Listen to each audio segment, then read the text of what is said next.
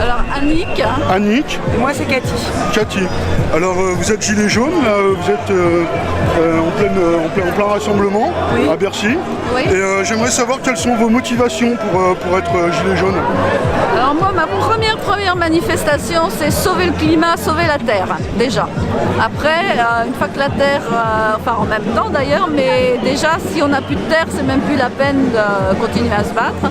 Après, mes motivations, c'est tout le monde a salaire décent, plus de chômeurs, plus de SDF. Oui, bah oui. C'est pareil.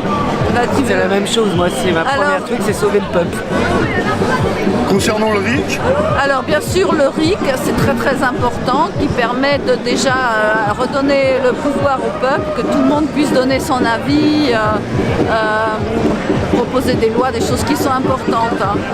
Sinon en commun on fait tout ce qu'on veut, nous la plupart du temps c'est en commun avec les autres gilets jaunes, remettre les fonctionnaires qui puissent assurer vraiment faire leur travail, qu'il y ait des services publics qui soient capables de fonctionner. Je suis infirmière donc remettre les hôpitaux en marche, arrêter de faire des hôpitaux privés, des cliniques privées, que les hôpitaux soient vraiment fonctionnels avec du personnel parce que là c'est catastrophique, mais de pire en pire, on se demande même comment les gens arrivent à tenir encore.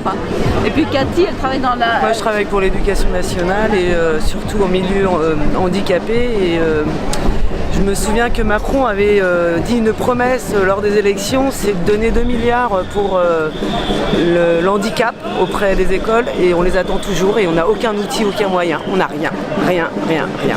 Là en plus ils veulent fermer des IME pour mettre tous les handicapés dans les écoles, mais sans outils, sans rien, sans personnel, je ne vois pas du tout où on va aller et ça va être une catastrophe pour les enfants. Voilà, donc je suis très en colère, donc je suis là ici aussi depuis 7 mois et je n'abandonnerai pas et je pense qu'on sera entendu. Voilà, il faut du temps.